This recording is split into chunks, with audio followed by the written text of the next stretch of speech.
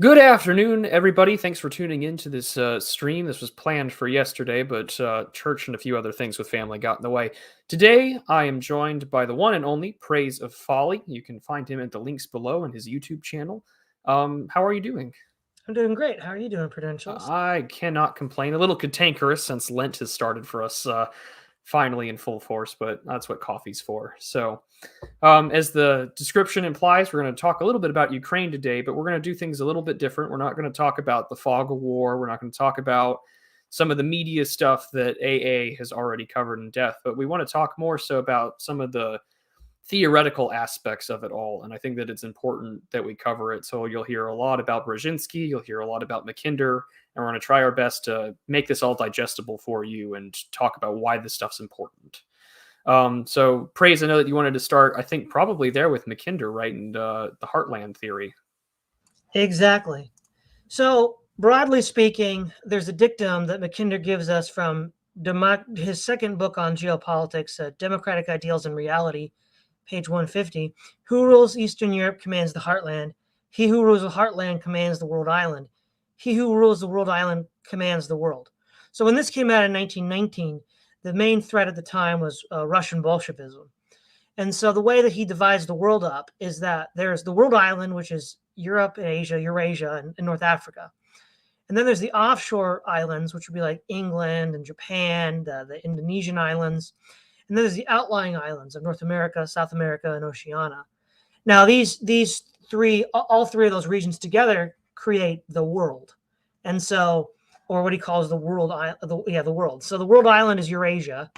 And the heartland is a region from the Volga River to the Yangtze River, which corresponds to most of Asiatic Russia, a little bit of European Russia.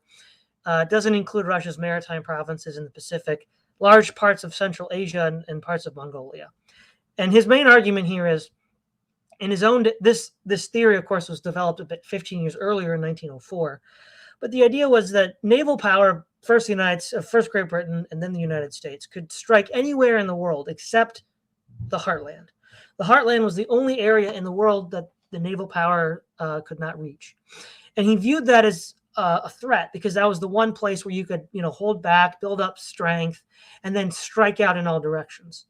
And so from his point of view, the British and later the Americans are going to want to keep the world island divided.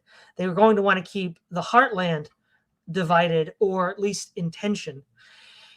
And it's that first line, he who rules Eastern Europe commands the heartland. And this is where it gets really important because all subsequent geopolitical thought from Mackinder down to the present day, even by Germans like Haushofer or Russians like Dugin, view Eastern Europe as the linchpin for all of Eurasia. And Ukraine is strategically situated within Eastern Europe to be a linchpin of the linchpin for a lot of reasons. But one is Ukraine is extremely flat. North of it is Belarus, but Belarus is in smack dab in the middle of the Pripyat marshes, which you're either going to go north of or south of to do any sort of panzer thrust or in ancient times cavalry thrust. So Ukraine is this perfect conduit east to west and west to east. And so it's almost the linchpin of the linchpin. And so from the point of view of Western strategic thinkers, Ukraine is an essential component of this situation. And because it's for them contesting Eastern Europe, it's a domino theory, basically. If Eastern Europe falls, then the heartland falls, then the world island falls, and the world falls. So they're gonna fight right at the headwaters of this. And so when we look at Ukraine over the last 15 years, we need to see U.S. policy in light of this, because that's the backdrop to their geopolitical machinations. Yeah, and let me go put up an image so some of those who might not be unfamiliar can get an idea. So to start off, if you're unfamiliar with Mackinder, this is Halford Mackinder, Halford John Mackinder, born in the 1860s, died shortly after World War II. Well known for geopolitics and geostrategy. Praise of Folly has done an excellent stream on it. I highly recommend if you're unfamiliar. He was a professor of geography as well at the London School. But I mean, he's written a variety of books, and he is the founder of the heartland theory, which of course a lot comes down from it, as Praise had mentioned. And I'm going to put up this little document for you guys to take a look at. This is just something that I had looked up and prepped for this stream when we were going to talk about theory. And this is what he's referring to. is that when you want to talk about the influence of sea power, whether you're Mackinder or Mahan, it does have limitations as to how far that can go. And this is where he's referring to as the heartland, sort of that Eurasian aspect primarily of Russia. And what we kind of see would be, parts of the Middle East and former Soviet satellites in the present day. But the Rimland, of course, being that way to keep Europe divided. Who controls the Rimland, controls the heartland, and that boundary of the world island. And so this is sort of the geostrategic model that Mackinder puts out that, to this day has a lot of influence on this policy. But this is just out here where we can sort of just see where the way to get it and how to divide it. And this is why it's kind of important for our geopolitical thinking to this day, especially when you start seeing and examining, eastward expansion of NATO and towards Eastern Europe, and why Ukraine is both geostrategically important, not just for its resources, the Black Sea, but also how to get access to that heartland in order to project power. So out there for you guys to look at.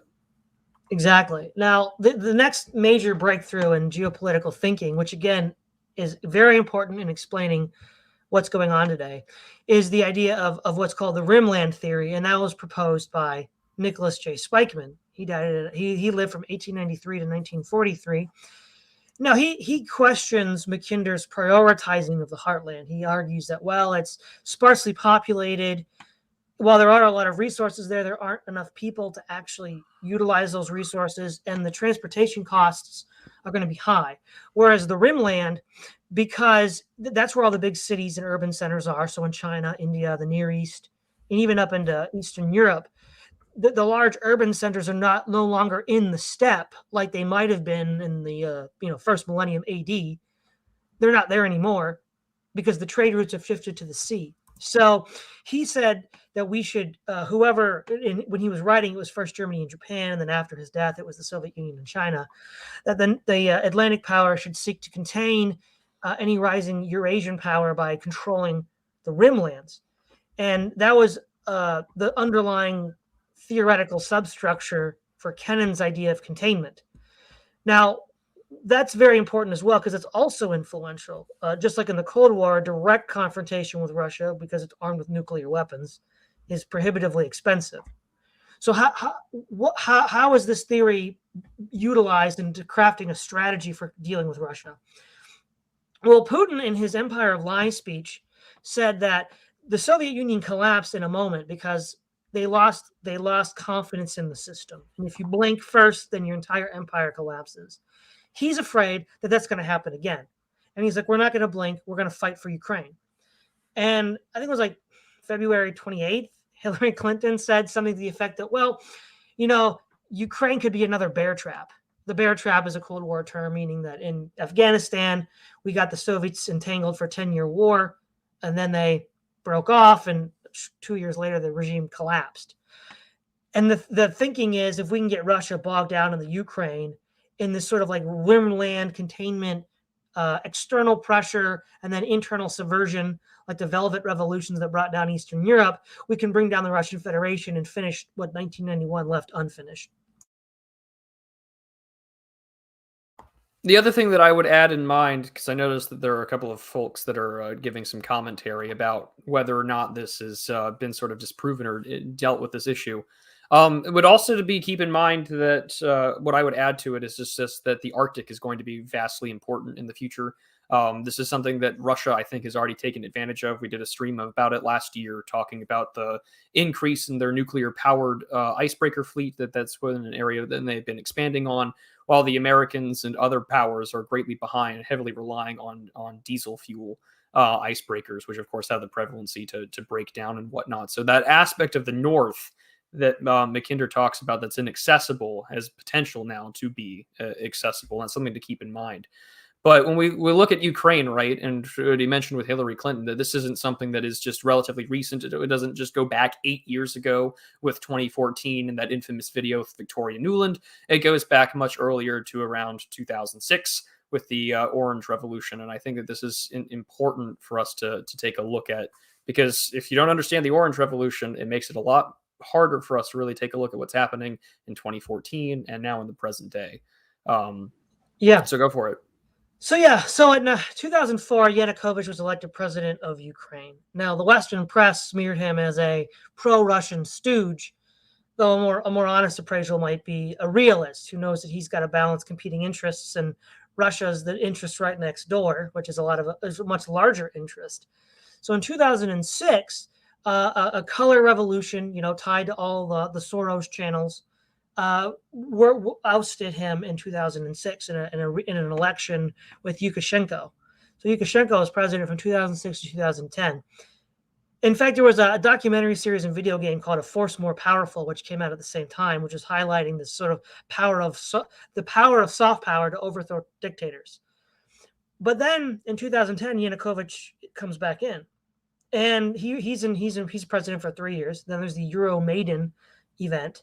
And with the Euromaidan event, a lot of these supporters, again, outside money. It's definitely a lot of this is, the sort of Soros type money operations, color revolution. Now, what's very, very, very interesting is I think it's Svoboda or maybe Azov. There was a recent video floating around on social media where these fighters were saying that if it hadn't been for Azov and the fascist element, because this was a member of this party, the Euromaidan event would have failed, and it would have been a gay pride parade rather than a real overthrow of a regime. And he's saying that, we might have been 8 or 10%, but we were the ones that brought down Yanukovych. And furthermore, they were the ones that also started fighting with security forces to get them to shoot back at the peaceful protesters, which were then spewed all over Western media. So then Yanukovych is deposed, not in an election, but by a declaration of the Ukrainian parliament. So all of this talk of Ukrainian democracy under threat is a joke. The Ukrainians can vote for whoever they want as long as it's not Yanukovych. Yeah, and you can kind of see this that I have on screen here with the 2010 election results. We've brought this up before on this channel, where it's just, you can take a look at not only how this is reflective of somewhat of the ethnic populations that are within Russia, but you can also see that the areas to the right that had voted for Yanukovych were, those areas of significant Russian interests as well. And I mean, it's no doubt to say that the Euromaidan revolution, while I'm sure there were issues that existed inside Ukraine's economy at the time, management, of course, and governance, it's important to keep in mind that you have people like Victoria Nuland that, likes to talk about at the National Endowment of Democracy, how they've spent over $5 billion there over the last 25 years. That there's been discussion, as C.A. Bond wrote in his great book Nemesis, that the National Endowment of Democracy has been doing what the CIA has been doing since the 1990s. And of course, the infamous and now viral video from 2014 during those protests, I Am a Ukrainian. If you were to go to the website there, or one of the lists of the producers is Larry Diamond, who is associated with the National Endowment for Democracy. So to dismiss as conspiratorial thinking that the United States was not involved in some form or fashion, especially after we've seen videos of Senators Lindsey Graham and John McCain talking to the Ukrainian military, saying that it's time to go on the offense, that there's a lot there to definitely talk about. And it's important for us to realize that if we don't understand color revolution, we don't understand that this is the first time that we've done it, and that this has been the basis of geopolitical theory and European and American thinking for the last 100 years, then it's very difficult for us to put this into context. Very little of this will make sense. The other aspect here is that Ukraine is a country rich in natural resources. So one of the things we don't often hear about now, which is very interesting, is Ukraine, I think it was like 15 years ago, was discovered it had large oil reserves, but they were difficult to access at the time, and they were still more commercially viable sources. But I think it was after Yanukovych was elected a second time, then it became possible to actually tap into those oil reserves. And under the regime that was established after 2014, Hunter Biden from 2016 to 2019 was president of the oil and gas company Burisma. So there's the Biden connection here to Ukraine. The Russians wanted Crimea, well, obviously for the warm water port, but also there was large oil reserves between Crimea and Odessa off the Ukrainian coast. And with international law, there's an amount of water that can be claimed off your coast. So by taking Crimea, Russia then exerts control over most of these oil reserves.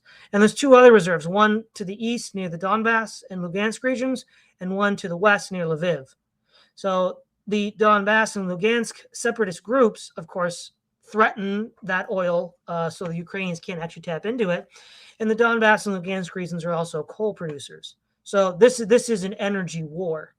And I think that the best way to look at this within the next, say, 5 to 10 years, Peter Zion, another geopolitical analyst currently, he does a lot of good videos on YouTube, has been predicting over the last, say, 3 or 4 years, a series of wars over scarce resources. He was commenting on how Donald Trump was acknowledging the limits of American imperial power and doing several strategic withdrawals. And he says that, well, inevitably that's going to lead to conflict in these regions for resources, the Middle East, Eastern Europe, Southeast Asia, the Chinese coast. So I call these the Rimland Wars. This will be the beginning of the Rimland resource wars. The other thing to keep in mind, right, along with this, because there's a lot of emphasis on Eastern Europe, and it's not just Ukraine, but for Ukraine's resources. There's a lot of stuff that we should also pay attention to is the economic fallout that comes from this. Specifically, the fact that not only do you have oil and natural gas, the fact that the United States has spent some time trying to oppose certain pipeline policy. The Rand Corporation has a great document from Olga Olikar called Ukraine and the Caspian, an opportunity for the United States. This came out in 2000. So this was an interesting discussion that had been talked about, 22 years ago, about the United States wanting to pursue and oppose oil pipeline production from Russia. The reason why this area in the Caspian and Ukraine are of particular interest of the United States is because not only does this allow them to counter Russian energy resources, but also allow them to invest more into Ukraine for their own energy interests, which, of course, we take a look at what's happened in recent years, especially what was brought out in the last election. We can kind of see why there's some interest in there. Not to mention that even, Russia's been using energy resources for a significant amount of its ability to pressure neighbors towards its alignment. This was at the time, this was written in 2000. Despite its huge debt to Moscow, estimated anywhere between $750 million and $3 billion, Ukraine, unlike most post-Soviet states, has been able to resist Russia's efforts to transform energy dependence into policy influence. Despite Russia's steps to raise tariffs and force Ukraine to swap debt for equity and occasionally cut off fuel entirely, Kiev's policy has been, over time, more, not less, Western in orientation. And the thing to keep in mind there, that this isn't the first time that oil or energy has been an issue within Ukraine. We can recall in 2009 issues over the transit fees that were trying to be arbitrated and negotiated, which had led to a short shutdown of that pipeline, or at least the amount of fuel that was necessary in natural gas to make sure that Western Europe's energy needs were met, which was partially the impetus to start moving towards, avoiding overland routes when it comes to Ukraine, especially with American pressure in that area, but also to move towards oversea pipelines, which we now saw facilitated and come to fruition with Nord Stream. Exactly. Now, while earlier I illustrated I think the broader long-term strategic goals of the United States, I think what we need to talk about is what is at stake for Russia. So the first thing is, as Putin stated in his Empire of Lies speech, if Ukraine were to become a NATO member, the fact that Crimea is disputed even now by the international community would immediately provoke Article 5 of the NATO treaty, which would mean Russia would be at war with all the NATO powers. So war with Ukraine and Russia is already baked into the cake by Ukraine's desire to join NATO. So Putin has a choice. He could either invade Ukraine now while it's politically isolated, or wait for Ukraine to join NATO and then fight all the NATO members. There's no way he's going to do that. And especially since NATO and the United States and Ukraine have not agreed to prevent the expansion further. So what does that mean, though, if Ukraine were to become a NATO satellite? Well, one is you'd have NATO tank divisions within 100 miles of Moscow. That's something that Russia does not want. The other thing is, if you look at the Donbass, the easternmost part of Ukraine, and the Volga River, there's this flat tract of land. It's called the Kuban, but in geostrategic terms, it's called the Volga Gap. And the Volga Gap is this vast tract of flat land that, if you go far enough down, connects to the Caucasus.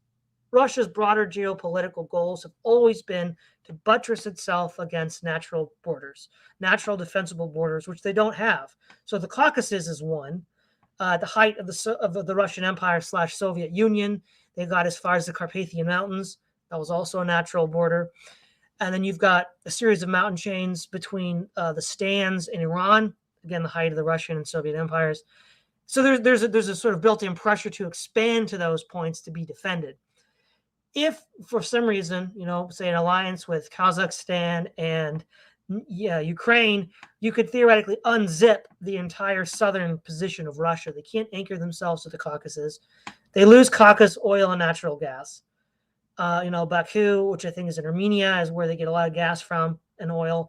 And Baku is a pro-Russian, or the Armenians are pro-Russian, unlike the Georgians. And so that would completely make the southern front of Russia untenable and run the risk of a complete collapse of the entire Russian Federation, which Putin hinted at in his Empire of Lies speech. Sorry about that. I was muted. I'm going to go put up a quick image for those to just take a look at here, because this is important for the to understand the importance of the Carpathians, especially for taking a look towards the south. Gives you a good deal in a way to look at not only Turkey, but also the rest of what we call the Rimlands. So let me just go open this up. This image is pretty good, I think, to get a pretty good idea. Whoops, way too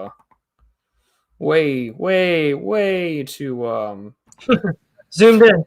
Way too zoomed in. Give me 1 second here. While you're dialing in that picture, the other thing, as far as Russia's goals in the Ukraine proper, I think they will push to link up with Transnistria to put pressure on Moldova, because that could be the beginning of a restoration of the Carpathian borders. Yeah, no, and this was something that I had been talking about and mentioning in previous conversations with this issue, is just that if there already has been pressure for Transnistria to declare itself sort of an autonomous independent republic, and if you can manage to successfully connect sort of a land bridge from Transnistria all the way down to that of Crimea, you have successfully made sure that Ukraine, or what's left of the country, is now a landlocked nation, which makes it a lot easier to prevent sea power and to ensure that you can effectively neutralize or have the bargaining position that you want. So that would be the way to go there. And as I mentioned here, this is the Carpathian Mountains, and I think there we go. This is what I wanted to do. And you can see that you've got Ukraine, Moldova, Romania, Bulgaria, these areas here with the Western Carpathians into Poland. This is an interest for them because, again, natural borders, this is a part of what Russia wants, and you're being able to sort of extend yourself along with easily defensible geographical barriers against that of already existing NATO states in the region. So this is the point that Praise is trying to make here about why this is important. Exactly. And so more broadly speaking, now we can debate how far Putin realistically thinks he can get with this. But I think the long-term strategic goals of Russia here are this. So if you look at Europe from, say, Wilhelmshaven in the west with Germany, all the way east to the Volga, is what's called the North European Plain, which is a flat tract of land, which is great for in previous centuries, cavalry armies and now mechanized armies to invade to and fro, east to west and west to east. That was the route that Napoleon and Hitler took to invade Russia, and that was the course that the Red Army took to invade Central Europe. So the further east you go, it's like a cone where far to the west is very small, and it gets wider and wider as it goes out. And so the further west the Russians can push it, the narrower the front they have to defend. And so now can they achieve, Soviet era borders? Probably not. Putin probably doesn't think he can do that. But by calling NATO's bluff on Ukraine and then putting pressure on nearby states like Poland and the Baltic states, I think what Putin is hoping to do is create a crisis with NATO, where NATO dissolves, where it's like, well, is NATO really going to defend us? Can we really rely on NATO? And I think he's trying to create a crisis of faith in the NATO alliance. And if he can do that, he can then, he can do one of two things. He can at least get heat off of the Russian forces in European Russia, because these nations are quarreling with their other NATO members further west. or they leave NATO straight up, or maybe they switch sides and are like, well, we see which way the wind is blowing. We don't like Russia per se, but they're more likely to protect us than NATO. And since NATO won't protect us at all, we might as well just go along with that. Yeah, this was a discussion that was brought up in 2015, actually, by George Friedman, who, of course, like Zihan's got somewhat of a mixed record, but he made a very good point about 2008, specifically the invasion of Georgia, which, keep in mind, earlier in 2008, you had the Bucharest Conference, which was this discussion about admitting both Georgia and Ukraine into NATO, which, of course, at the time, Germany was against. But in that, Georgia is invaded, and then the question of what is the value of an American promise, and by extension, NATO as its largest financier of sorts, illustrates, of course, the discussion of what good are these institutions, what good are these organizations, and what good is the money? And what we've also seen recently out of the strains within NATO has been European powers engaging in bilateral defense agreements or bilateral pacts to trade weapons, despite being within NATO in order to put out their own geopolitical interests. So last year we talked about this between the recent agreement with Greece and France. The Greek military and the Greek government had bought out Rafale fighters, and they also bought out submarine equipment after, of course, the French got snubbed sort of by the Anglo-centric AUKUS agreement. And what that came from it is at the same time to update the Greek Navy is up against a Turkish force, which has recently updated and upgraded its navy, but is also buying anti-submarine equipment from none other than the Germans, making it a very European affair in regards to this. So you're already seeing inside of NATO, all of these countries realizing, well, we're sort of bound under Article 5, we're bound under the North Atlantic Treaty Organization, but at the same time, we're now dealing with the issue that, our own geopolitical interests are beginning to reemerge, which, to talk about the issue of NATO and trying to strike confidence in it. There's already been a long-standing discussion during the Trump administration for what's known as European defense autonomy, the idea of European countries spending more on their own defense or some sort of European Union military. This was talked about heavily by both, President Macron and Chancellor Merkel when she was in office. So now we're already seeing sort of these tensions bring up. But at the current point in time, Europe is still brutally underfunding their defense, I think, to successfully project power in their own way. Macron has advocated for spending more for a more international French policy, but, trying to attack the structural and, political wherewithal of NATO is probably well within the Russians' goals right now, especially with Putin. Well, I think also relevant to the idea of national interests reasserting themselves. Currently, this is not a military or even a political alliance, but I could easily see it evolving into one, is the Visegrad Group, which includes Poland, the Czech Republic, Slovakia, and Hungary, as a sort of reemergence of Pilsudski's intramarum strategy. So Pilsudski was the generalissimo of Poland in around 1920, up until I think the early 30s. And his goal was to create an alliance of West Slav and South Slav peoples in order to resist both Russia and Germany. That fell flat on its face, but you can, if you look at the Visegrad Group, I think it could evolve into something that would be like what Pilsudski envisioned with the intramarum. Ironically, or coincidentally, I should say, that was also something that Friedman had talked about in his book, The Next 100 Years, where he was talking about sort of this intermarium led by sort of like Poland as it tries to advocate for a stronger military position, not only against the sort of like the resurgent Russian aspect, but also against, instability in that area as well. So there's potential there. But at the moment right now, Poland has been more heavily invested in increasing its relationship with the United States. During the Trump administration, there was the increase in spending. There, I think, was a proposition to have a base named after the president at the time. And there's, last I checked, until this recent invasion where there's been an increase in deployment, there was about 4,000 U.S. troops that were deployed to Poland at the time. But now that number is significantly increased since the, military buildup and now the subsequent conflict that we're seeing in Ukraine. But yeah, the Northern European plain is probably one of the most historically important areas of defense to the Russians, especially when you get access to the heartland.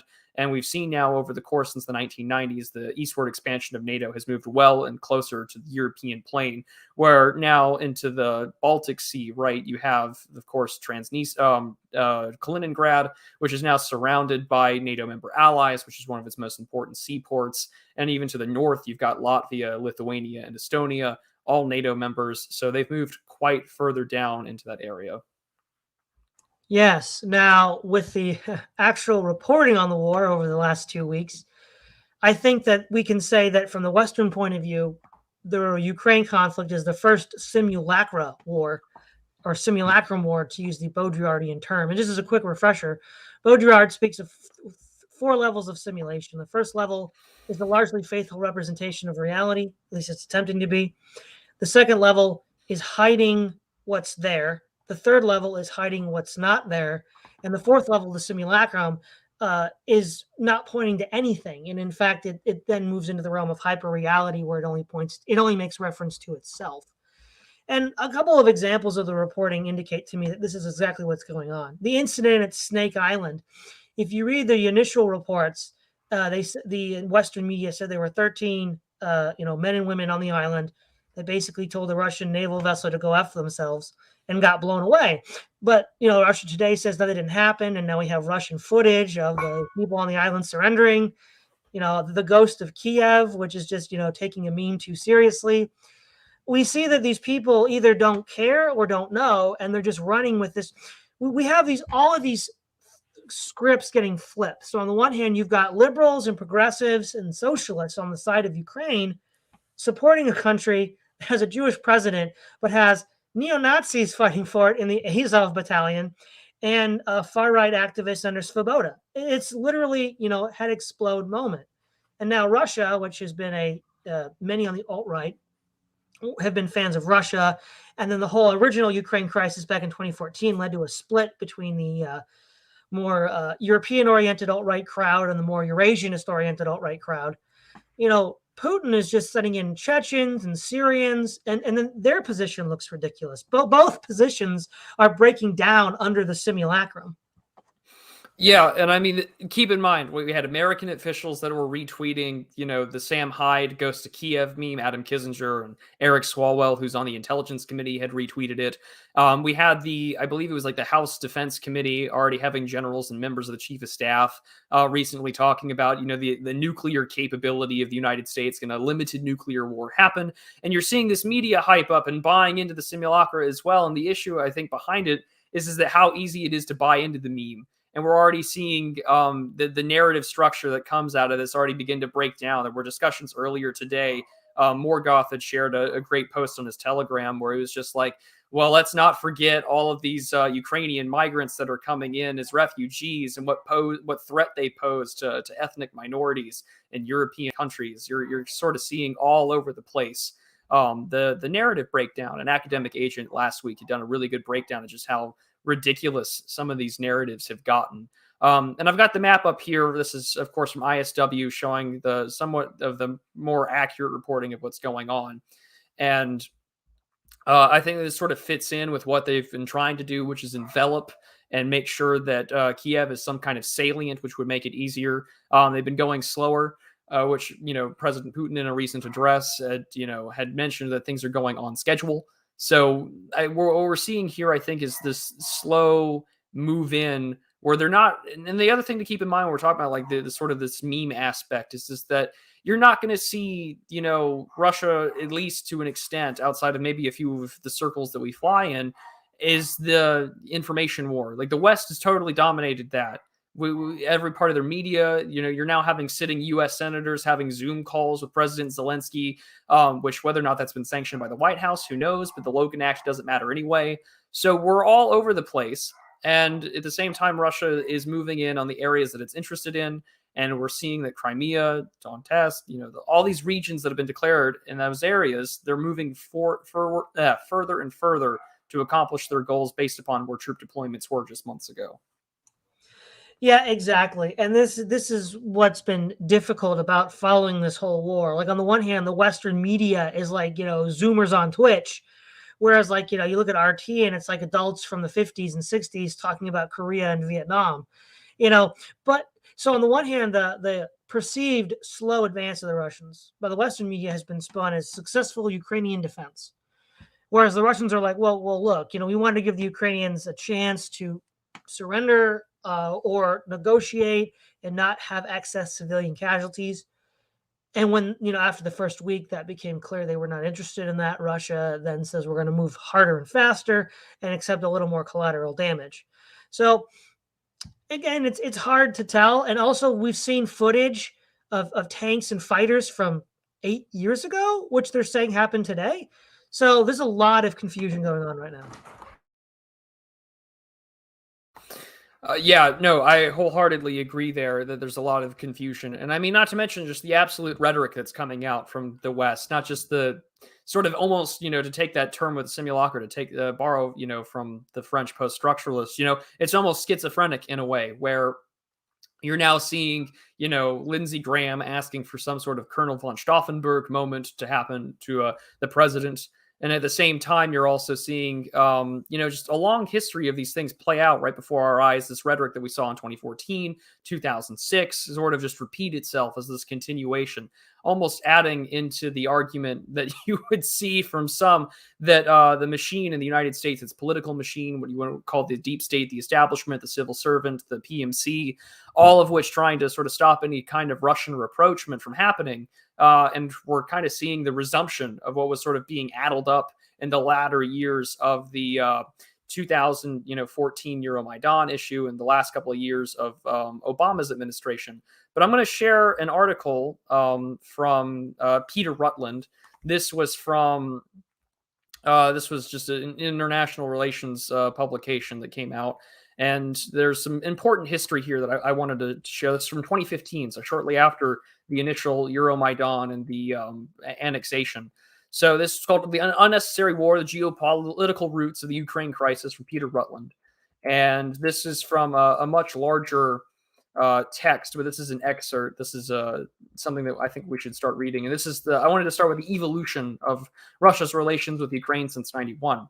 And he writes later on, Ukraine was a litmus test for Russian resurgence. With 46 million people, it was by far the largest of the states that had split away from Moscow's control in 1991, and it was strategically located between Russia and the West. Brzezinski famously argued that without Ukraine, Russia ceases to be an Eurasian empire. Ukraine's new leaders were keen on to building a sovereign, independent country. Even those who were Russian speakers came from eastern Ukraine, such as Leonid Kuchma, president from 1994 to 2005. Ukraine joined the Commonwealth of Independent States, a loose association of 11 former Soviet states, but was wary of any closer military or political alliance with Russia. Putin himself reportedly told George W. Bush in 2008 that Ukraine is not even a country. Ukrainians resented the policies of the Soviet era, which were aimed at suppressing Ukrainian culture and, above all, the 1932 famine. So these are just some things that I think are important for us to keep in mind. We sort of mentioned this in 2000 last week or I did at least when we were talking about this on Academic Agent Stream, that there's the tragedy that, yes, there's a significant ethnic Ukrainian aspect here that has a solid identity, that doesn't have a cultural identity, that wishes to fight back against this force, while at the same time, you're dealing with a leadership that has, it's been funded by an oligarch. It's now has a lot of American, backing, funding, and investment, and a lot of Western media and PR to back it up, while at the same time ordering sort of like a general conscription for males to stay in the country and trying to teach civilians how to engage the Russian military forces with a couple of rifles and Molotov cocktails, sort of setting it up for a greater and greater media presence to call in the West. So, and at the same time, of course, Russia has its own geopolitical concerns. You have the idea of the heartland and now the Rimland theory being played into action, not to mention oil, natural gas, access to the Black Sea, and by extension, the Mediterranean through the Bosphorus and the Dardanelles. All of this sort of playing out now into what's a bit of a absolute tragedy for those inside the country. Exactly. I think if we look at Russia's immediate goals for the Ukraine proper, the 1/3 Russian speakers, they're not all Russian themselves, but like 1/3 of the population is Russian speaking, and I think like 25% is Russian. That eastern half. So going back to my statement about the Volga Gap, they need some sort of convenient anchor point. I think politically and geographically, they're going to try to make it the Dnieper River. The Dnieper River is the natural dividing point of Russian Ukraine and Ukraine, and then an anchor point. And so ideally, if Putin can get this, I think what he wants to do is maybe not annex directly, maybe create, satellite states in all of eastern Ukraine, along the seaboard of the Black Sea as well, to connect with Transnistria in order to lock all of that down.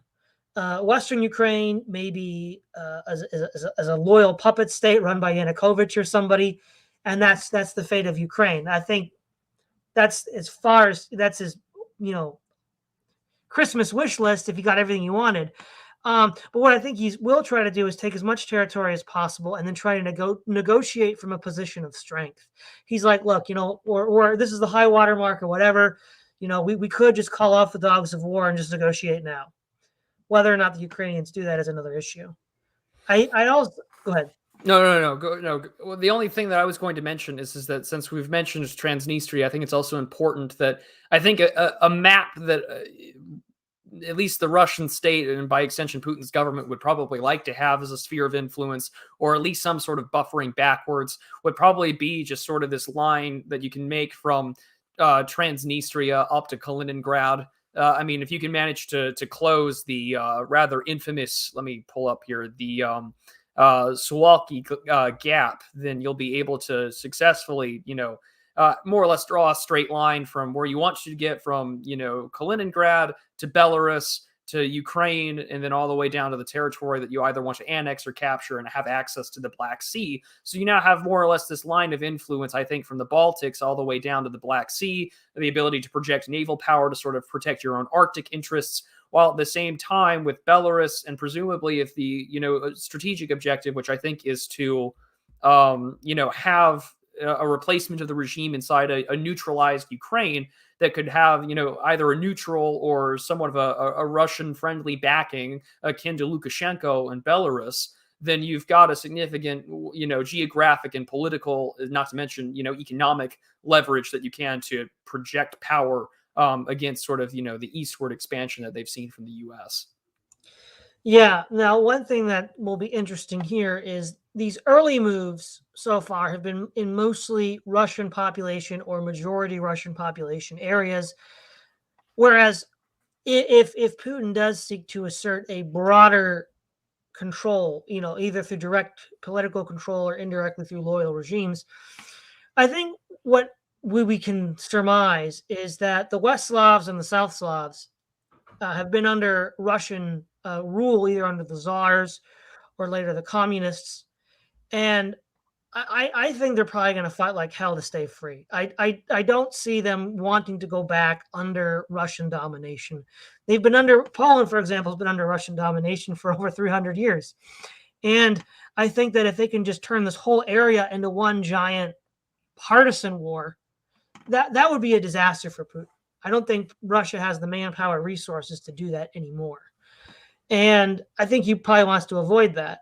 And so, he's only going to want to take as much as he thinks he needs. But the way this game is played, what you think you need might not be enough.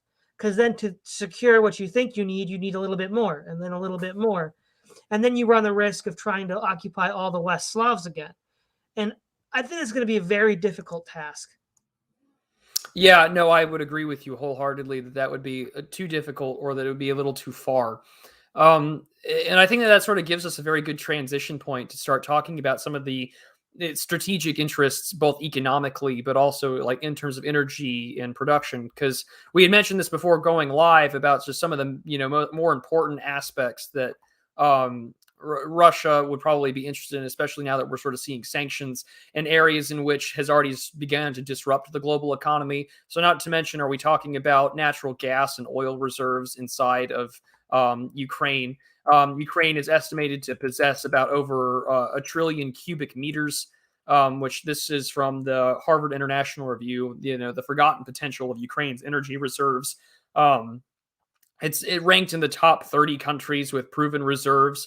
But before, of course, Crimea was annexed in 2014, its oil gas reserves were estimated to be somewhere around 5.4 trillion. which, of course, again, Gazprom is probably very interested in having that, as natural gas is one of the largest resources that Russia has to exert energy influence and political influence over Western Europe. Prior to this ongoing conflict, Western Europe, primarily the European Union, was dependent on Russian natural gas, about 45% of its total usage of natural gas throughout the entire European Union, a substantial market share. So this is something that they would probably like to continue. And it's probably not going to stop. And now that what we're also seeing is the economic fallout, not just in Eastern Europe, not just with Russia, not just with Ukraine, but throughout the rest of the world when it comes to wheat futures.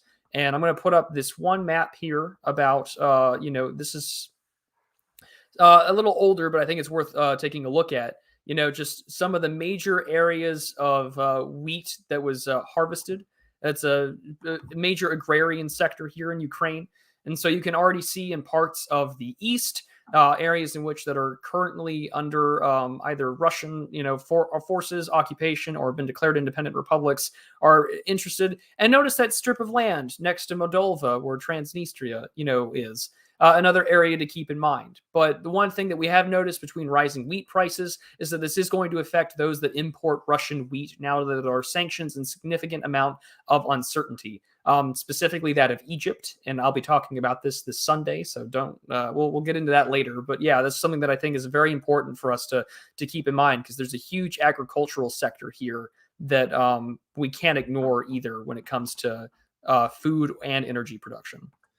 Well, when you mentioned the sanctions against Russia, I mean, this really is unprecedented. I mean, you even have pop culture, like EA takes the Russian team out of their FIFA game. I mean, this is going insane. But what's really interesting is it looks like that the SWIFT is going to deny Russia the use of its services. Now, for years before this, there was discussion of Russia and China developing their own international payment processing system, which what this probably indicates is they're very close to transitioning over to that already. Because if they weren't, I don't think Putin would have made this move. And you already mentioned the Arctic earlier on. Well, with their nuclear icebreakers and the Arctic trade, they could reroute either on land routes through pipelines through Siberia or sea routes from the Arctic down Kamchatka, the Russian maritime provinces, into China, their oil. So Europe's going to suffer more than Russia because China can soak up the extra oil and natural gas production, keeping Russia going economically, but Europe then is deprived of a key asset. Yeah, not to mention that as this all started, right, we had saw the recent announcement about having an increased agreement between Russia and China for energy with pipelines over and through Mongolia. They've already had a long-standing, strong energy relationship between the two. This has been going on for quite some time. And I mean, de-dollarization has been a significant aspect of not only just Russia, but also China as well. There's been a lot of emphasis for African countries that China invests in for, the Chinese renminbi to be the reserve currency of those countries, their own version of dollar diplomacy. And while the SWIFT issue continues to unfurl, right, there's still the cross-border interbank payment system, CIPS, which has been in the news a lot now that we've seen recent, of course, efforts to kick Russia out of SWIFT, which they've done. So we're seeing already the acceleration of geopolitical moves in the area. What's also interesting as well is looking at the decision-making processes from the point of view of the United States and China. So on the one hand, I can't help but get a vibe of Russia from 1905 to 1917. It's like, well, we lost to Japan, so why don't we just cut our losses and attack Germany? It's like we lost in Afghanistan, so why don't we cut our losses and attack Russia? That seems to be the mentality going on here, because the Biden administration is in a bit of a crisis. Its handling of the Afghan affair was a complete catastrophe. Its handling of COVID was a complete catastrophe. And they need to direct people's attentions away from the man behind the curtain, the man who's kind of responsible for all these problems going on. And, Henry IV, Shakespeare pointed this out. You get people busy fighting wars and they'll forget about all the home disturbances. And so I think part of what's going on is the U.S. security establishment is trying to deflect attention away from Afghanistan and from their bungling of the COVID situation. And the other thing is, what are they going to do? There's been a lot of screeching, a lot of hysteria, a lot of, Twitch tier comments on the news. If they do nothing and Ukraine falls to the Russians, then it's going to be a geopolitical catastrophe, because everybody's going to see that NATO and America is a paper tiger if they don't do anything after making all of this noise. And then the question is, can they or will they do anything? And then if they do, how far will that go? I think China's watching this very carefully. And if they see that America cannot secure Ukraine, makes a lot of noise but doesn't do anything about it, China might also start sending out efforts to get Taiwan in their sphere of influence, threatening them initially and then ratcheting it up to full-scale invasion. This also needs to be seen, I think it was 2021, where Biden started just firing U.S. military personnel. Last year, Doug McGregor was talking about that, and he was saying that this is really bad. He said only 30% of the American population is suitable for military service as is, due to either physical performance or drug or criminal record. And firing the ones we have is already bad. We don't want to. What we have is small enough. We don't want to lose any more. So all of the way the Biden administration has been handling this is leaving America very vulnerable on the world stage. At the same time, it's exerting the appearance of power. And so, while we claim to have, de jure power, one wonders if Russia and China, at least in their own spheres of influence, actually have de facto power. Yeah, and the other thing that I had recently remember reading an article about was talking about how the military already is struggling here in the U.S. with issues over bone density and bone strength. So there's already an issue with the limited number that they have of candidates for the military, but also at the same time, they're already seeing a sort of an increase in breaking bones. The vulnerability also probably does exist from the aspect, I think, of somewhat overextension. This is something that I think Barry Posen is very right about when he wrote his book Restraint, the Foundations for a New U.S. Grand Strategy, where he was just talking about overextension and focusing on actual areas of U.S. geostrategic importance, which clearly at the point we are not doing. And and you mentioned China, which I thought was interesting, because once the Luhansk and Donetsk republics were, declared or recently recognized as independent and called breakaway republics by the Western media, the Chinese state foreign ministry put out a release to the world saying that breakaway republics was used in quotation marks, because I don't think they want that kind of rhetoric used with Taiwan whatsoever. And recently, for the first time in like 7 months or so, there had been some die down in the amount of Chinese military flights over Taiwan's air defense identification zone. They started doing flights again. So we're beginning to see itself out there and putting itself in that sort of position. I think you got a point, though, about sort of like America trying to like reposition itself after Afghanistan, because what we saw immediately after the withdrawal was the AUKUS agreement between the US, UK, and Australia about snubbing the French and trying to put a more Anglo-centric focus on the Navy in there. There have been recent meetings between the Quad. And even now, there's already that tension in there, because we saw in 2021, the Taiwanese semiconductor manufacturing company was beginning to put up subsidiary buildings for manufacturing in Phoenix, Arizona, and parts of Japan. So there's already concern in that area as well. So, I mean, China is paying very close attention to what's happening, because whatever happens here will play a role not only with their strategic relationship with Russia, which we saw during the Winter Olympics that they had signed, saying that like no area of cooperation is going to be left untouched. There's no secrets between us. All of these areas play a major role. Yes, exactly. And with this overextension of U.S. Power, I'm reminded of the 1898 essay by William Graham Sumner, The Conquest of the U.S. by Spain. He's basically saying that in defeating Spain in the Spanish-American War, we as Americans went down the path of empire and will then end up in the same dissolute state that Spain was in the time that he wrote that essay, because it's the cost of empire that bleeds a country dry. The idea that empires make countries rich is fallacious. The British Empire was bleeding money like crazy over its colonies. They got rich first, and then they built the empire. And then what turns out is that the empire bankrupts the homeland. It bankrupted the Soviet Union. They couldn't pay for all these republics. So empire is a luxury for rich people. It doesn't make you rich and powerful. You already have to be rich and powerful to have it. And I think one of the things that was interesting is Donald Trump and his team seemed to understand that the limits of American power projection.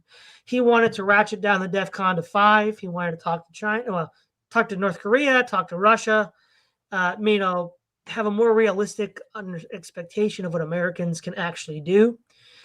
And it was under Trump's administration that the actual talks with the Taliban to withdraw began. It seems like there's, of course, Trump, in some sense, for the deep state, wasn't supposed to have gotten in the first place. And so I think they're also course correcting to undermine the Trump legacy on foreign policy, because Trump had done very well in courting this friendly relationship with Russia. And hopefully it won't get to this point, but I do wonder if we're careening towards the Gotterdammerung of the U.S. empire. I mean, that essay you mentioned was also brought up in Radical Liberation's lectures that he's done on his channel. I go recommend them. He's talked about sort of the rise of empire also emerging out of the Spanish-American War. He recently did a great stream on the 124 years of the global American empire, as the term gets thrown around, the gay. And I mean, that's an important point, right? Is that we've shifted back from somewhat of a realistic approach now to some of the more assertive pro-liberal hegemony that we see out of the U.S. establishment pre-Trump. Not to say that Trump had his own foreign policy issues. I mean, it's very indicative when, he does a couple of Tomahawk cruise missiles into Syria at the beginning of his administration, I think 2017, and now the media calls him, presidential. Definitely an issue to keep in mind. But at the same time, this also highlights some of the relationships and the issues that the United States does have. Because, India buys a significant amount of its weapons from the Russians. I think it's like 60%. They've bought, the S-400 ground-to-air missile aspect there. While at the same time, it illustrates, I think, some of the interesting emergent things that we'll see out in the future geopolitically, which is that while Russia and China are these sort of allies of convenience, I do think that their own interests will definitely overplay, especially in Eurasia and in the Middle East, if we're going to adhere somewhat to this of the Mackinder analysis, especially because the existing agreement right now is that Russia sort of provides the security and China provides the investment. But if what we can see from what happened in Kazakhstan in December, that it's an area of significant interest to both countries. One, because it's a significant it's a uranium-rich country. I think it has the second largest reserves behind Australia, and that's only because Australia doesn't use any of their nuclear or fissile material that exists within their country because of their policy. But this is an area that China is interested in because they decided to sign on to the COP26 agreement. And in order to divert and divest from coal and other, carbon-producing energy resources, they're investing like hundreds of billions of dollars into nuclear power plants, which they don't have too much uranium or plutonium within their own territory, so they're going to have to rely elsewhere.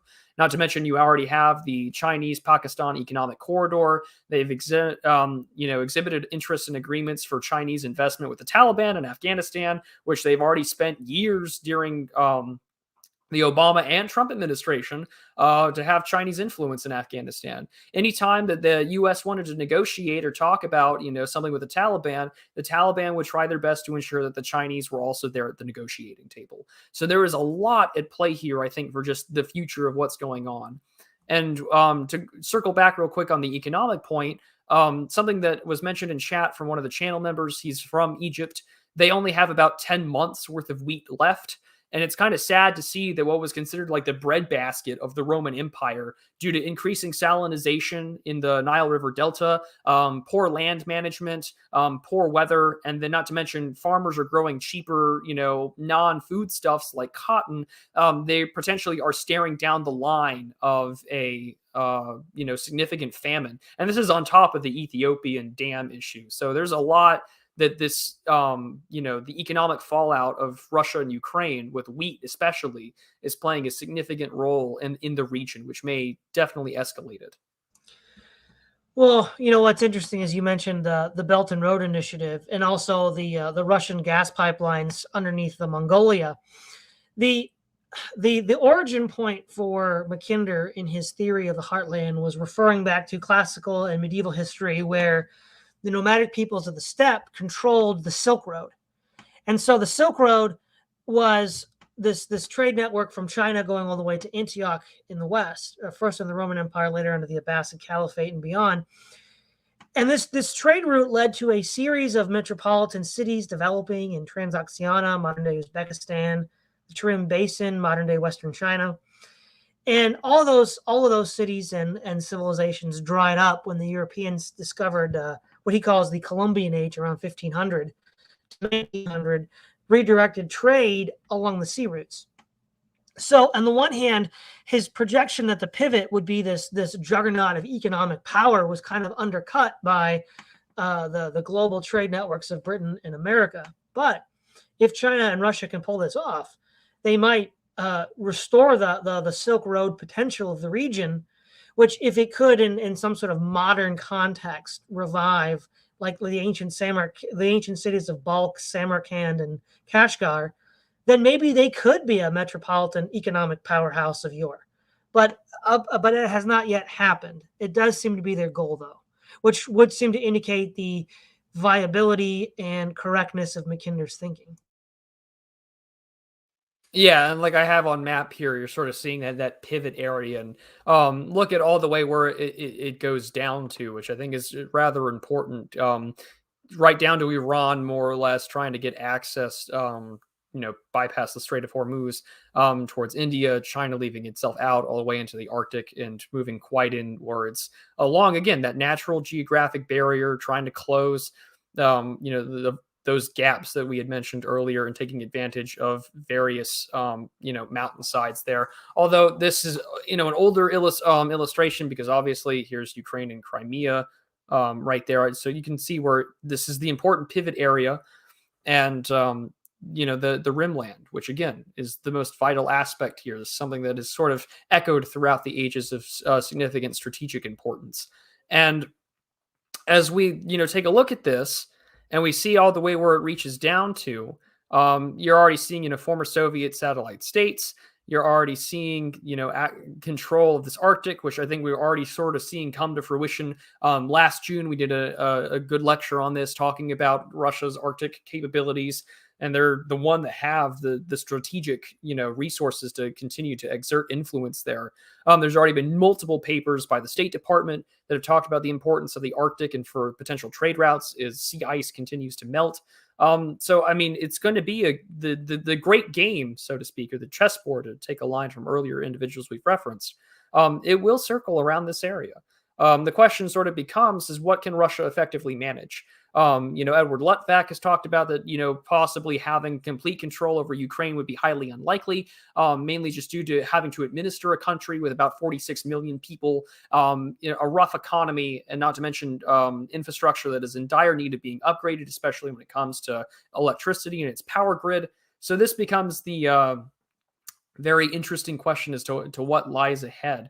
And we're already sort of seeing that play out right in front of us. Well, exactly. And I think also what can Russia do? Well, I think the other problem for both Russia and China right now, and I guess by extension the whole world, but this is going to be a very important question for the great game in Central Asia, is population. So Russia's in a demographic nosedive. As of 2021, it was the largest shortfall in births since the collapse of the Soviet Union. Russia has still not managed to stop the hemorrhaging of its population. That's due to a couple things. First of all, from 1913 to 1953, 2 world wars, a civil war, and Stalin's purges probably killed 60 million people in a 40-year period. That's kind of insane. They had the second highest abortion rates after China, with a population 6 times smaller. So that adds up pretty quickly. And they also have one of the highest death of alcohol rates in the world with consumption of vodka. So Russia's population is in trouble. China is also in trouble due to the one-child policy. I think by 2045, there are projections that China is going to lose anywhere from 100 to 200 million people of working class age just because they die and there's no one to replace them. Can they manage these population crashes that are coming? And they're coming based on policy decisions made by their leaders. One wonders if they'll have enough of a handful just trying to keep law and order in their own country, let alone project power into these neighboring regions.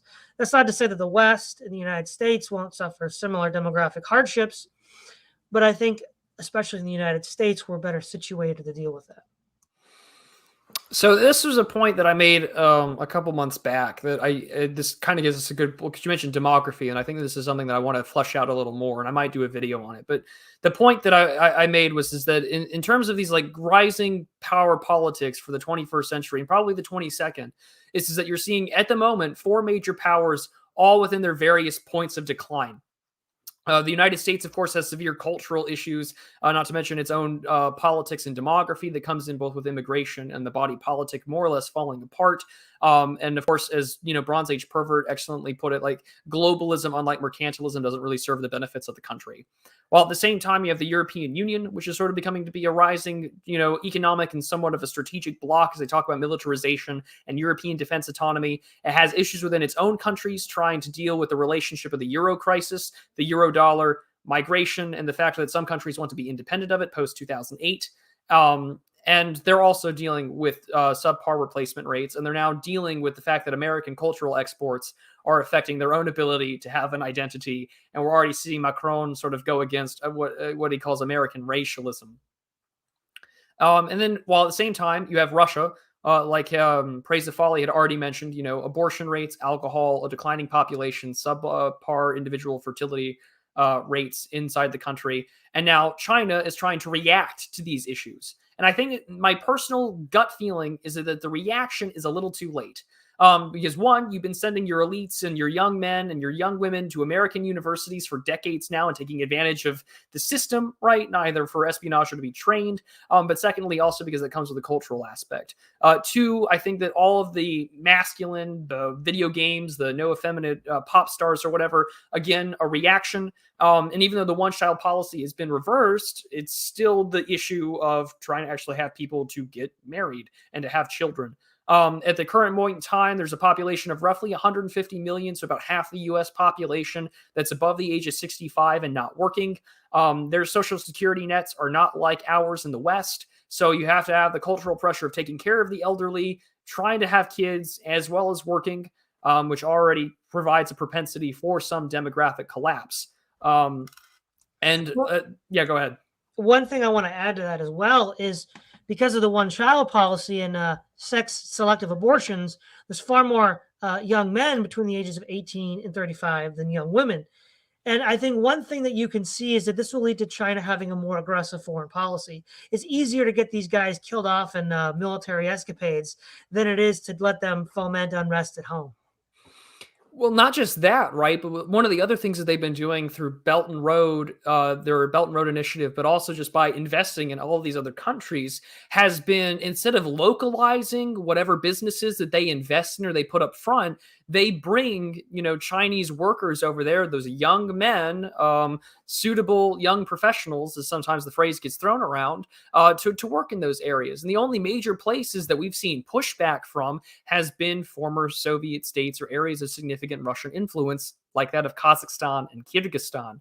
Whereas in places like Africa and areas like in the Lithium Triangle in South America, there's been a substantial amount of young male working age migration into those countries in order to work on, Chinese invested companies and manufacturing, mining companies, et cetera, et cetera. So we can kind of see that it's either aggressive through economics or potentially leaves room for aggression via, a militaristic foreign policy. But I think that the pressures of population, in this case, population decline, and managing it, along with the increasingly scarce resources that are being competed for in the Rimland, are what we would like to see is a gradual, controlled rollback of these systems, these empires and states, as these crises hit. But I think we're going to see the opposite. Instead of a collapse of the USSR, we're going to see more like a collapse of Yugoslavia, where this whole area is just going to turn into one giant war zone for decades, and then we'll see who rises from the ashes. Yeah, I mean, I think that you're heading towards that direction because I do take the line of more of offensive realism as the nations work within their constraints to seek and maintain power. And usually with demography decline, that typically means either you expand for more population, which you can potentially see, of course, with Russia, not just to prevent Ukraine's like NATO admission, but also because you kind of need populations that are going to be used as like geographic, but also demographic leverage to support you as well as your own nation state in that area. We kind of see this with Belarus. We're beginning to see this in areas within Eurasia, and now we're seeing it with Ukraine. I do think that that's definitely a possibility, but also just because we're putting out that expansion, um, you're gonna have to respond to it. And who rises from the ashes? No, I do agree with you wholeheartedly. I think if we look at the decisions that these political leaders are going to have to make, obviously it would appear that like Russia is Putin is the grand chess master. He's been making a fool of U.S. political leaders since Bush in 2008 with the South Ossetia War. But what I would say though is from the West specifically, but to a lesser degree China as well. Whenever the last 15 or odd years, I've been studying these broader strategic trends. Technology, resources, peak oil, fault lines between nation states. People always sort of default to, oh well, it's not going to happen. People are reasonable; they're not going to let it go that far. But whenever there's a crisis, whenever there's a fork in the road, over the last 15 years, the one thing you can count on is they always double down. No matter how absurd, no matter how insane, they always double down. And so for the next 15 years, I predict they're just all going to double down. Yeah, there are theoretical other options they could take. But, I agree with Orwell that the past is the key to the future. And if they've been doubling down for the last 15 to 20 years, no matter how nonsensical it is, I predict they'll do that for the next 20 years. And that's going to be a recipe for disaster. Yeah, I do think that the doubling down is here to stay. I mean, we kind of already saw that from the pivot of Afghanistan, that the foreign policy establishment is doubling down on older alliances, of course, the Anglospheric ones that we've seen out of the AUKUS agreement. They're trying to reassert, the importance of the Five Eyes once they saw sort of Jacinda Ardern get very close to the Chinese, and now she's having to double back. We're seeing that rhetoric expand as well. And now, of course, again, renewed pressure towards Eastern Europe, this discussion of NATO admittance with Ukraine, which was sort of one of the major catalysts for this event to happen. That doubling down will continue, especially as the Belt and Road Initiative continues to expand. In a conversation with Radical Liberation from 2000 to 2021, the largest, foreign direct investor in South America, for instance, has been the Chinese. And that's going to be something that we have to seriously consider. Looking forward, because if you continue to double down on your economic initiatives, continue to double down in areas in which you have the advantage in, then you're going to only set up the fault lines for future conflict, especially as the Americans are beginning to get increasingly uneasy about the conversations that China has been engaging with over the last 5 years with CELAC, the community of Latin American and the Caribbean states, sort of the alternative to the OAS, with primarily more leftist and sort of anti-American, anti-Anglo leadership. Whether it's like that of President, AMLO of Mexico, Lopez Obrador, and now more recent left-leaning governments like that of the Boric administration, which is going to come out of Chile, which is a part of the lithium triangle. So that's going to be something that we definitely see in the coming future. And when we're talking about these relationships, there's an article that came out earlier today from The Hill that says, China praises ties to Russia sending aid to Ukraine. Wang Yi, the Chinese foreign minister, had said today that Russia is one of the most crucial bilateral relationships in the world. And no matter how perilous the international landscape, we will maintain our strategic focus and promote the development of a comprehensive China-Russian partnership in the new era. While he had a call with Secretary of State Anthony Blinken, they didn't want to add fuel to the fire. Wang has said that China's Red Cross will provide aid as soon as possible. They're keeping a relatively laid back, but re-emphasizing that strategic relationship. So as long as the West is pushing this U.S.-led Western push into the Rimland, you're forcing Russia into a position to rely, of course, that on China. Well, yeah. So a lot of this, I think, is a result of the sunk cost fallacy. A lot of these statesmen are going to think, well, we already put so much money and time into this. in for a penny, in for a pound, as the old proverb goes. We'll just keep going, even if keep going, runs the risk of catastrophic failure.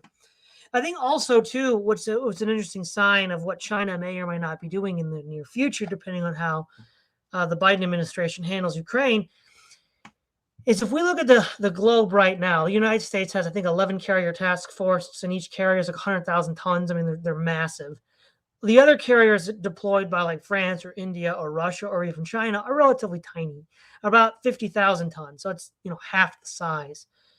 For the first time this year, China is going to unveil a 80,000 ton carrier, which I think would be the size of the old Enterprise carrier, because now we're using the Ronald Reagan, which is 100,000 tons. So now we have a nation building a carrier on par with the U.S. carrier size in its own region.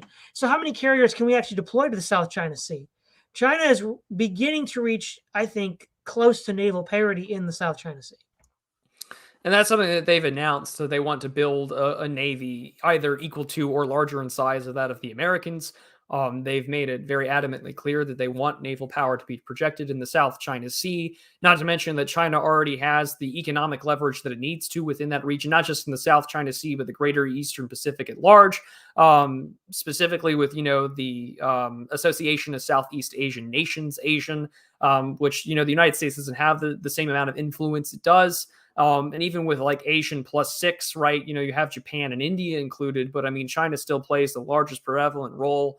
Its Navy plays a significant factor in patrolling these areas. And you're already seeing like this resurgent in relations between countries. You're already seeing like the Philippines, for example, being an area that has seen back and forth relationships between China and the United States. So, I mean, this is going to be part of the future here, which is going to be a mix of things, not just through military power, but also economic. And we're sort of already seeing that play out when it comes to Russia, where you're seeing Western-led countries through the United States spearheading this effort about more or less, to use the term colloquially, right, to cancel Russia, whether it's just taking them out of video games or, MasterCard and Visa trying to start up services, kicking them out of SWIFT, but at the same time, of course, recognizing where the bread is buttered by still allowing natural gas imports to come in. Well, at the same time, what we're also seeing from this is, well, how strong is this going to be? Because what we saw at the United Nations are the classically termed BRIC countries, Brazil, Russia, India, and China, and South Africa. Those countries, of course, either abstained or went against UN resolutions to condemn Russia, led and spearheaded by the Americans. So we're already beginning to see bubbling up what this multipolar system is going to look like. Well, yeah, that's actually quite interesting too. What will the BRIC nations do? Because it's possible that this will be a sort of second global alliance. And what they have is they have access to a lot of cheap labor and access to a lot of natural resources. So that could pose problems for globalism. They might be like, well, they might invoke the NIMBY principle, not in my backyard, for a Western company to develop a factory there. It's like, well, hey, that's our cheap labor now, buddy. And, oil resources. I mean, we know that the Middle East oil producers, excluding Saudi Arabia and Venezuela, have close ties to Russia historically. So will there be an OPEC 2.0 embargo? I mean, that would cripple the global economy at this point if they did that. Yeah, and I mean, already now the Saudis, Mohammed bin Salman, has said he's not going to make any moves against Russia in regards to OPEC. He wants to maintain that relationship with Russia, maintain the fact that despite that there, Greece and other countries want to talk about producing oil with Turkey and, have oil fields and natural gas extraction outside of Israel and that part of the Mediterranean and outward, Russia's nowhere closer to OPEC than it is towards any parts of what's west of it. And that's important for us to keep in mind, because while the United States has more or less crippled its own domestic oil and natural gas production, we're now in the sort of almost clown world-like position where the American government wants to start negotiating with like Iran, Saudi Arabia, and Venezuela. 2 out of 3 of them are not necessarily on the world's best terms with the United States government about getting natural gas and oil into the United States, along with during the State of the Union address, I think he mentioned 60 million barrels of oil being released from America's strategic reserve, which I don't know about where you live, Praise, but I saw places today in one of my drives for work, it was $4.10 a gallon in Texas. Yeah, it's getting high where I'm at too. But The other interesting thing here is we if we're looking at broader conflicts, potential, what the U.S. military calls force-on-force conflicts with Russia and or China. Not only for all the reasons I've stated thus far, do I think the United States is going to fare poorly. An overextended empire, hollowed out by a hamstrung administration. The other thing that I think is a deeper malaise in the U.S. armed forces that's going to lead to a Russia-China victory in these local regional conflicts, whether it's direct U.S. interference or proxy states that use U.S. weapons. So the United States, beginning in 2001, engaged in a series of massively expensive boondoggles for its military. There was, I don't know if you remember, back around 2005 and 6, the Land Force and Objective Force Warrior programs, where every soldier was going to have a computer and be connected in this internet web on the battlefield. The last time I ever heard anybody talk about that was in 2012. So it was a complete boondoggle where millions and billions of dollars were wasted. The F-35 fighter is, recently, about a month ago, it crashed into the South China Sea trying to land on a carrier. There's this problem of doctrine, right? So prior to Vietnam, there was this idea that we could have, one or two airframes that could do a whole bunch of different combat missions. Then you had Boyd fighting against the bomber mafia, saying, nope, we need to have planes designed for specific missions. And the 4 key missions are reconnaissance, air superiority, interception, and ground attack. And we need planes specifically designed to do each of those roles. The F-35 says, nope, we're going to have one plane do all those roles. And what we've learned from history is that one airframe cannot do all 4 of those roles. That's probably an industrial decision to streamline production. It's not a military decision. China and Russia are still developing airframes for each of those specific roles. So I think in any direct conflict, we're going to be caught on the back foot because they're going to have technical equipment that's dialed in to do specific missions. And we're going to be bumbling around with equipment that's meant to do all the missions but can't do any of them. Yeah, no, and that's the thing to keep in mind, right? Is the sort of the technological capabilities that are sort of being taken advantage of, at least in terms of what they can project in terms of power, right? Like we noticed this when there was the announcement of testing of hypersonic missile equipment, both from the Russians and the Chinese, which already escalates the security dilemma because current early warning detection systems cannot tell the difference between an ICBM launch and a hypersonic weapon with a normal traditional payload. And then secondly, in order to project power even further to challenge the United States, there's, of course, intelligence reports that had stated that the North Koreans had tested a hypersonic missile. They managed to track its speed somewhere around Mach 10, which, of course, is based on Chinese level equipment, which, again, more leverage politically over the one country sort of within the U.S. sphere of influence in the Asiatic area in which America projects power, which is that of South Korea.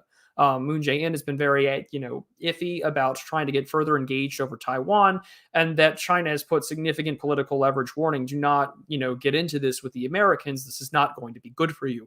Not to mention now that this technology has been tested on North Korean soil. But in addition to that, right, is just that, okay, one airframe, like you had mentioned, what have we seen with the F-35 project since its inception and since it's been funding? Has been, of course, to sell it to other countries, have them on a tier list based upon alliances, and to exert strategic and, more importantly, political influence over those countries, saying, don't develop your own technology, don't worry about buying aircraft from anywhere else, or more specialized airframes for specific roles like close air support. Just buy what we have, and we'll give it to you. Well, exactly. Thorsten Veblen, in his Theory of Business Enterprise in 1904, was talking about he saw the conflict between the institution of militaries and corporations. So in his discussion about the machine process, where you basically have this highly controlled process where you make interstitial adjustments along the way, you need that for industrial production, you need that for commerce. And then the military, without the military, you can't defend your nation's borders and you get conquered, operates on a different structure. And so they're in conflict, but they're both essential. You need resources for a modern war, but the military, is needed to fight other nations. And so each one is going to warp the other. So one could be a nation in which the military is subservient to corporate interests. And then the other one is where the corporate interests are subservient to military interests. And we see, I think, that playing out right now. The Western nations have military subservient to corporate interests, and it's hollowing them out and making them completely ineffective. And we see Russia and China and other rising powers that are anti-American having this more, you serve the state, you serve the military. Now they're not, China's much stronger than Russia, I think, at this point, given what they're able to do and project. But there's this tension that was predicted that we're actually seeing, 120 years later. And I think the nations that will succeed and win in the next century are those that subordinate the interests of corporations to that of the military rather than vice versa. Yeah, and this is something that Samuel P. Huntington talked about in the 1990s, especially when he wrote The Clash of Civilizations, was that one of the biggest issues that could lead to like an accelerated American decline is that the US government has been ceding sovereignty towards corporate interests. Whether it's specifically its media apparatus, which of course can manufacture consent against what government leaders may want to accomplish. We kind of saw this with Trump, but also within its military. And, there are, of course, within several structural issues with sort of those major corporations, Northrop Grumman and Raytheon, that have problems there, specifically like actually getting the talent pool to continuously make projects, and the project configuration is thrown off about this. Raytheon has, a retirement age that they enforce rather strictly, but for some of them, they have people that are working there from the same time that Hughes Tools, Howard Hughes' subsidiary company, that are still working there long past their retirement age. So you're already seeing that relationship between the corporations and the state seeding out its interests now, to where, again, the idea of this global economy for ease of access of goods and services, for cheaper goods and cheaper services, and an easy supply line to maintain and manage with naval projection. We're now beginning to witness the fragility of that, both within COVID and now, because, there are delays. You can't get the semiconductors that you need. I mean, when car dealerships are doing advertisements saying that the microchips are back, you've got an issue with how when you trade something that's resilient, domestic manufacturing at a higher cost for the convenience of low cost getting it from elsewhere, you're putting yourself at a strategic disadvantage. And as Dale C. Copeland talks about in his great book, Economic Interdependence in War, I think it came out in 2015, he writes that it's not necessarily the interdependence itself, it's the expectation of trade. And now what we're seeing is how easy it is to shut off the global economy, that the way that we're seeing with Russia. You're now anticipating a much, we're now at a hair trigger, economically speaking, for how likely you can to trigger actual conflict through trade. Well, exactly. And I think this oncoming clash between a more nationalistic or imperial top-down military structure versus a globalist integrated commercial structure is that the integrated commercial structure will likely suffer very poorly in this. So first of all, I'll mention Jesus from the Bible, where he says that a hireling does not protect the sheep. The hireling runs away. Well, almost all the armed forces today of the Western world are hirelings. They're mercenaries. They're paid to be there. And just like the police, if you don't pay them, they don't show up. So when these governments become insolvent, while they have these men with skills to enforce law and order, to fight battles, they're not going to show up. And we've seen this. We saw this happen in Afghanistan. The ANA army vaporized in like a week because they didn't get paid and they just went to their villages. So, the theocratic patriarchy of the Taliban defeated the global order. Now, that's just a ragtag bunch of, militiamen in the mountains. Imagine what Russia or China could do with the full weight of the heartland.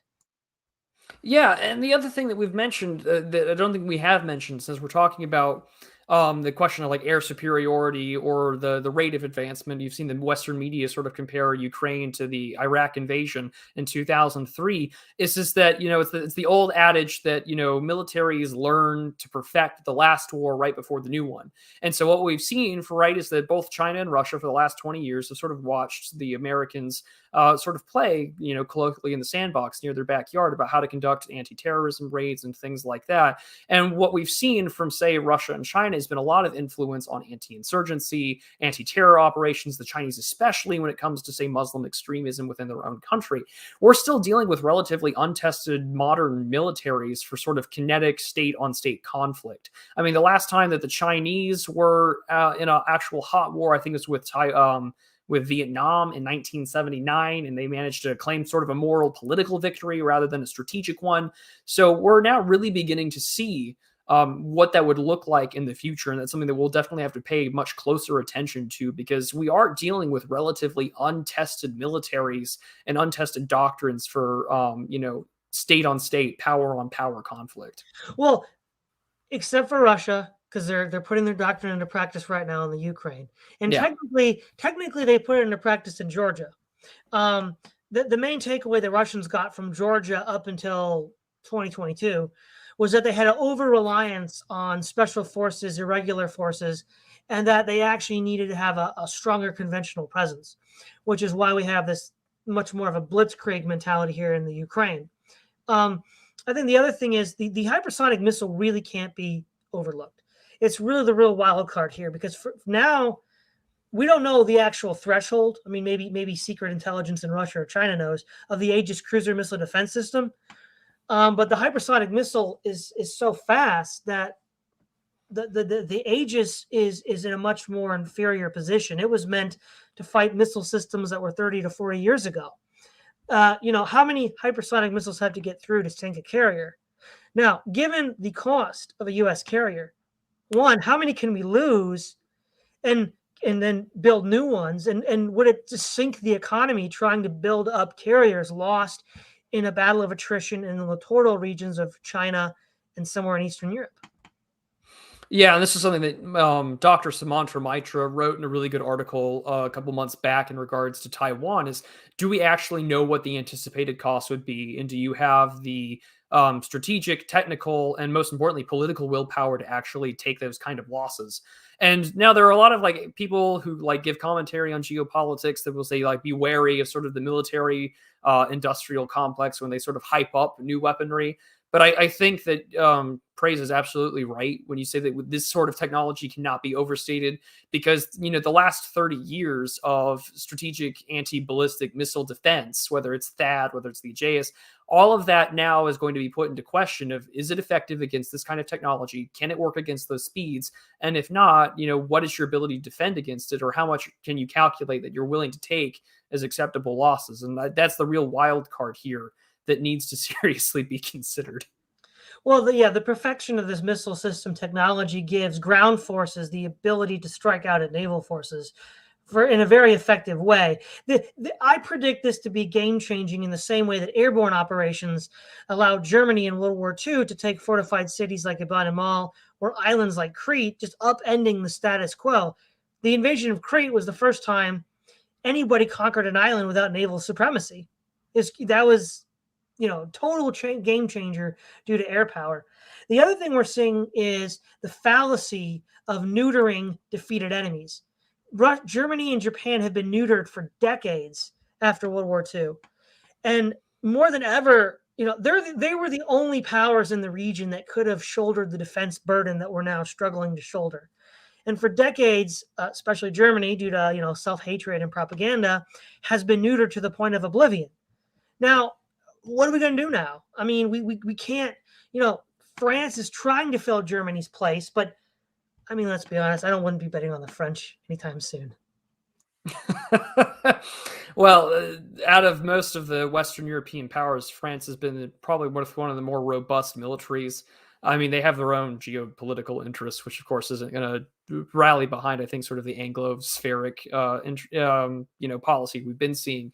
But the other thing to keep in mind is that, this technology, you're right, does allow you to bypass naval supremacy, and you can strike from, miles and miles and miles away from shoreline that may not be able for you to target with either sea or air forces.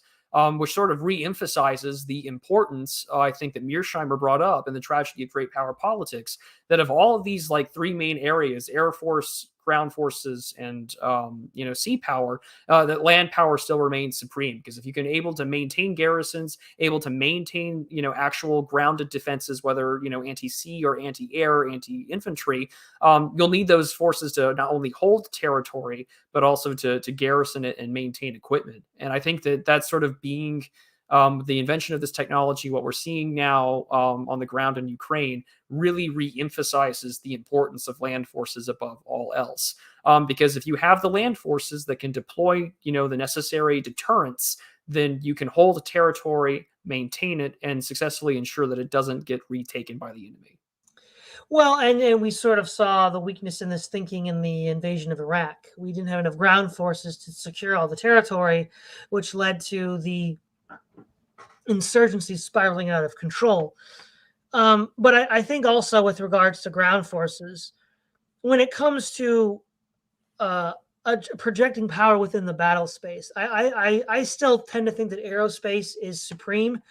But aerospace has limits. What it does is it allows you to apply a maximum force in the battle space rapidly and quickly. But then what do you do with that victory once you've attained it? If you don't have enough manpower, then you can't garrison the area. So just as a quick example, in the Iran-Iraq war, even though Saddam's mechanized forces clearly outclassed the Iranians, it was their handful of U.S.-trained pilots flying F-16s and F-15s that pretty much were, their version of the 1940 Battle of Britain heroes that stemmed the tide of Iraq and turned the tables while they were sending, waves of college students at the Iraqis. So with that small cadre of air power, they did negate the Iraqi mechanized divisions. But yeah, point taken, though. If you don't have enough ground troops, you can't hold air bases. We saw this in World War II when the Japanese had the Ichigo offensive in 1944, wiping out Chino's airfields. You can't get complacent. No, absolutely. And one thing that we have been seeing, especially on the subject of like air superiority, has been the amount of money invested by the Russians into ground-to-air, defense and anti-air missiles. Whether it's the S4, the S-400 series, and how they've been able to sell that abroad and testing its effectiveness in other conflicts, watching it sort of develop itself and quality assurance and research and development from other countries. All of that, I think, is going to play a role because I don't think Russia, at least for right now, I think that they understand that air superiority against NATO is probably not something that they can maintain or actually hold. And then secondly, again, untested militaries. And then third, right, if you have successful air, not only are you dealing against drones, you're dealing against pilots, you're holding yourself up to a significant degree against those forces. But yeah, go ahead. There is one other technology that's a real game changer that most people haven't been talking about lately, and that's hypercavitating torpedoes. So hypercavitating torpedoes allow torpedoes to move at supersonic speeds. The way they do this is they create an air bubble around the torpedo by the process of cavitation, which I guess in layman's terms is they vibrate the torpedo so much that it creates a giant air bubble. And it basically has to have vectored thrust to fly around underwater because it's surrounded in an air bubble. But that means there's no friction. There's no water friction. So you can get ridiculously high speeds with these torpedoes. And they are what underwater, what the hypersonic missiles represent above the water. Yeah, and I believe it was Omar Bradley that said amateurs talk about strategy and technology, but the professionals talk about logistics. And I think that that's going to be more or less what sort of makes or breaks what we've seen here, which is why we didn't see anything up front or anything that said U.S. intelligence says that they were going to invade on this date. Because again, it has to do with the logistics, moving things into Belarus, moving things in towards the border with Ukraine, making sure that Crimea has the amphibious vessels that it needs to mount an offensive, why the port of Tartus in Syria has now seen a significant influx in Russian naval vessels prior to invasion. At the current moment, because of geographic location, Russia has the logistics to probably maintain this and keep it as a long war, whereas for right now, the U.S. and the West are going to have to rely on C-17 flights, shipments, railways, and to do so, which will take time. Which I think re-emphasizes the importance that Putin has laid out for his operations. I think 14 days is what he had said, in order to get what he wants. Because the longer that this goes on, and the more arms that flow in, and the more anti-javelin missiles that keep coming in from the United States and other powers, the more likely that this is to drag out, which significantly reduces the likelihood that they can secure their operational objectives.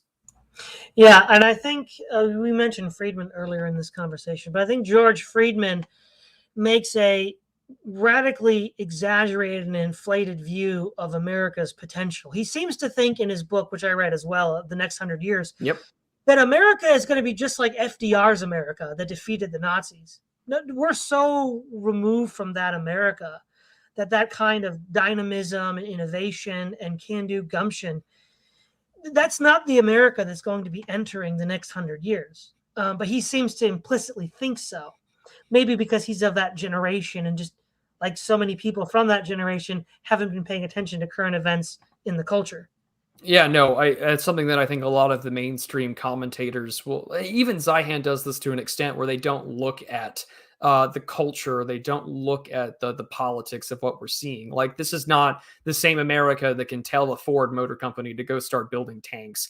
It's not like Raytheon would want, General Motors to start, cropping in on their territory. So, I mean, ethnic, cultural, and political issues do definitely get ignored. And I think that's why there's a lot of issues with like Western commentators looking at the situation with Russia, because they're looking at the numbers, they're looking at the data, they're looking at, air superiority. They're not looking at the political, they're not looking at the speech and the rhetoric that was being used in the Empire of Lie speech or his address. They're not looking at the history with ethnic Ukrainians and those with their own language. And instead, what they're doing is being very superficial about it. Yeah, and we saw in Afghanistan the cost of not looking into the culture of the people you're occupying. Absolutely. But we're about an hour and 40 minutes in. I think that's probably a good place to start wrapping up. I know that in the future, you and I, Praise, are definitely going to have a conversation on Mackinder and Mahan, because this, just touching the basics of it, has been just an absolute delight. But is there anything that you would like to shill or talk about or give your final take or anything? Well, the only thing is, check out the Praise of Folly podcast. It's going to be in the show notes here. Also, check out my locals. You can support me there. Any support's welcomed. And thanks again, Prudentialist. This was a joy to discussion. Oh, absolutely. And your links are in the description. So if you haven't seen Praise of Folly and has some of the things that he's talked about and his own roundtables, he had a really good one on Ukraine not too long ago, I think last week. So by all means, go ahead and check him out. As for me, my regular Sunday show will return this Sunday at 4 p.m. Eastern. We'll be talking about Egypt and Ethiopia and the economic fallout in regards to wheat and fertilizer and how that may affect Egypt's foreign policy going into the future. But everyone's links are in the description. Thank you all so much for watching. We'll see you all next time, and be prudent.